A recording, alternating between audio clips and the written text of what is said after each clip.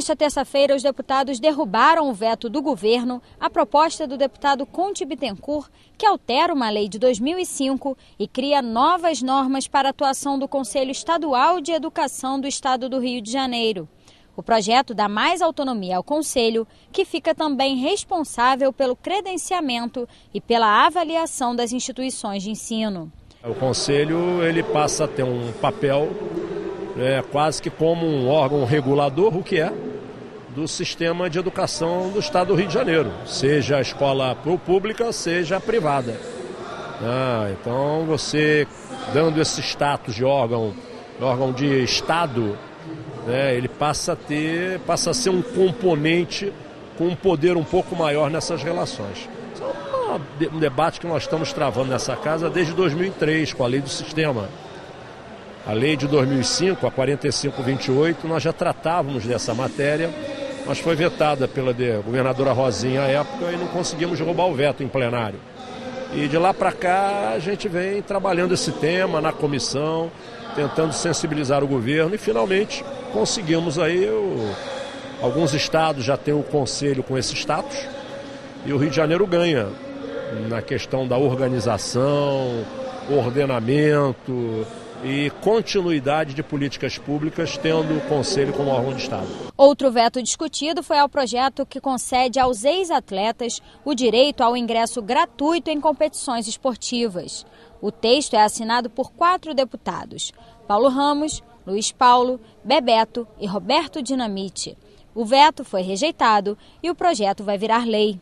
Eu e o deputado Luiz Paulo, o deputado Bebeto, o deputado Roberto Dinamite, nós recebemos aqui 2 atletas profissionais, ex-atletas, Calazans e Adílio. Calazans, ponta direita, e Adílio, aquele grande jogador também do Flamengo, Calazans mais antigo. E eles são da associação, da entidade representativa dos ex-jogadores de futebol profissionais. E eles reivindicaram o ingresso gratuito nas competições oficiais dos ex-atletas, uma homenagem. E aí nós estendemos as demais modalidades. Cada um, ex-atleta profissional, podendo ter acesso nas competições, nos estádios, nas respectivas modalidades. Os parlamentares analisaram 2 mensagens do governo. A primeira delas é a que autoriza o Estado a contratar financiamento junto ao BNDES no valor de R$ 8.340.000 aproximadamente. Os recursos serão investidos no plano de modernização da gestão da Defensoria Pública do Estado. O objetivo do governo é mudar a gestão operacional da Defensoria nas áreas de gestão de processos, tecnologia da informação e recursos humanos. A mensagem foi aprovada. Outra mensagem do Executivo estabelece um regime especial de tributação para impulsionar a fabricação de imóveis no Estado do Rio. As empresas do ramo vão ter redução no recolhimento de ICMS. Será de 2% sobre o valor do faturamento até 2018 e de 3% de 2018 a 2033. O substitutivo foi aprovado. Se você tem um CNPJ e que você tem múltipla atividade, para você ter direito, né, ao regime especial de tributação, você tem que desmembrar esse CNPJ num que seja específico da produção de imóveis, para que não tenha benefício fiscal em outras atividades que não seja a produção de imóveis. E as praças de alimentação dos shoppings e restaurantes do estado podem ser obrigados a reservar 5% das mesas e cadeiras para idosos, pessoas com deficiência e gestantes. A matéria do deputado Luiz Martins foi aprovada em segunda discussão e segue para a sanção do governador.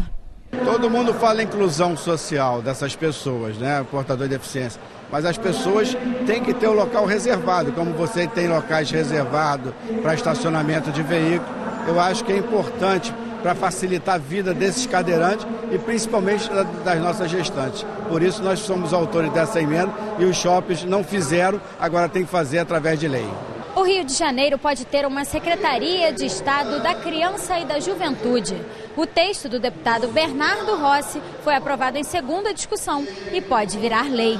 Os parlamentares também aprovaram em segunda discussão a proposta do deputado Gustavo Tutuca, que autoriza o governo a criar o programa Consumo Responsável, uma série de medidas para incentivar a economia de água tratada. A lei que proporciona ao Estado o interesse de mostrar para o consumidor e incentivar através de desconto na sua conta de água para quem tiver o consumo responsável, para que a gente possa diminuir o consumo e diminuir essa crise de água que a gente está anunciada há tanto tempo e agora está aparecendo na porta de cada um. E o deputado André Siciliano quer criar regras para sinalização de radares em rodovias do Estado. O texto determina a instalação de avisos antes dos radares, sempre que estiverem inoperantes, sem utilização ou não estiverem completamente instalados. As informações devem estar legíveis durante o dia ou à noite em placas fixas ou móveis. O projeto foi aprovado em segunda discussão. Tem acontecido, inclusive, alguns acidentes em algumas rodovias, por exemplo, na região dos lagos, no final de semana o radar é desligado. Aí o motorista que é da região conhece, sabe, ele anda numa velocidade maior. E quem não conhece, quando se depara com o radar, ele freia. Quando freia, tem ocasionado acidentes. Então a gente vem disciplinar todo o funcionamento de todos os radares, quer seja em instalação, os em manutenção e os mesmos em funcionamento. O governador e os prefeitos podem ser obrigados a apresentar ao Legislativo os programas de metas e prioridades das gestões até 90 dias após a posse no mandato. A proposta de emenda constitucional da deputada Aspásia Camargo prevê que o programa apresente ações estratégicas, indicadores de desempenho e metas da administração pública direta e indireta e das regiões do Estado. Além disso, devem ser consideradas questões relativas ao desenvolvimento sustentável, erradicação da pobreza, geração de empregos, inclusão social, entre outros. A PEC foi aprovada em primeira discussão e retorna ao plenário para outra votação. A Assembleia, no caso o Poder Legislativo, vai participar da elaboração e da discussão desse processo, dando sugestões, fazendo retificações, e aí você abre o debate entre o bloco do governo e o bloco da oposição. Se o governo achar por bem aproveitar ou compor com a oposição algumas medidas de aperfeiçoamento, isso vai certamente aperfeiçoar a democracia, mas vai, sobretudo, dar ao cidadão mais segurança de que a corrupção vai diminuir. Porque não vai ser possível manipular programas, manipular iniciativas ao longo do ano ou ao longo do mandato. Empresas que disponibilizam catálogos com informações sobre produtos e serviços podem ser obrigadas a indicar os preços dos itens relacionados. Bares, restaurantes e lanchonetes que oferecem consulta do cardápio fora do espaço físico do estabelecimento ou pela internet também deverão informar os preços dos produtos. A proposta do deputado Marcos Soares foi aprovada em primeira discussão e ainda precisa passar por mais uma votação em plenário. Esta terça-feira foi o primeiro dia da segunda discussão do projeto que cria o novo Código de Ética e Decoro Parlamentar da Assembleia Legislativa. O projeto recebeu o parecer da Comissão de Constituição e Justiça, incorporando 28 emendas dos deputados ao texto original, e o projeto retorna à pauta para a votação final. E passou pelo primeiro dia de discussão o projeto do deputado Átila Nunes, que altera o regimento interno da Alerj. A proposta previa que o horário do expediente inicial passasse de 2h30 da tarde para 1 da tarde e a ordem do dia de 4h30 para 3 da tarde. A CCJ apresentou parecer para que o expediente inicial comece ao meio-dia e a sessão ordinária às 3 da tarde. O projeto retorna à pauta. Nesta quinta-feira, o plenário analisou 2 mensagens do governo. A primeira é a que regulamenta a concessão de aposentadoria dos servidores públicos do Estado que exerceram atividades prejudiciais para a saúde. Trabalhadores que estiveram expostos a agentes físicos, químicos ou biológicos e que tenham pelo menos 25 anos de trabalho e contribuição se enquadram na nova lei. Também é necessário o tempo mínimo de 10 anos no exercício do cargo público e 5 anos na função que dá direito à aposentadoria especial.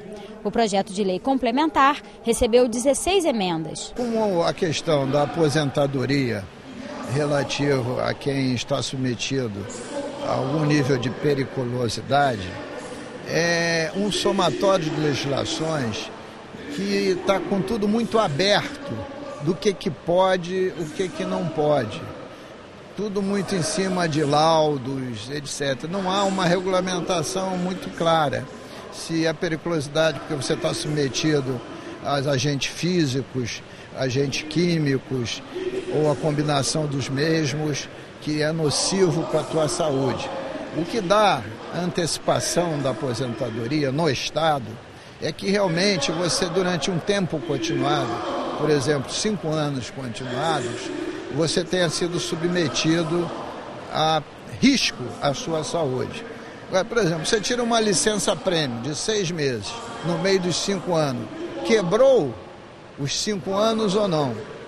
O projeto está tratando disso, que até 6 meses, que é o direito do servidor, né, a cada 10 anos, não quebraria. Então é um pouco essa questão, é você juntar isso num contexto geral para ficar mais clara quais são as regras para você ter direito à aposentadoria especial ou não. A outra proposta do governo tem como objetivo impulsionar a indústria automobilística do Estado.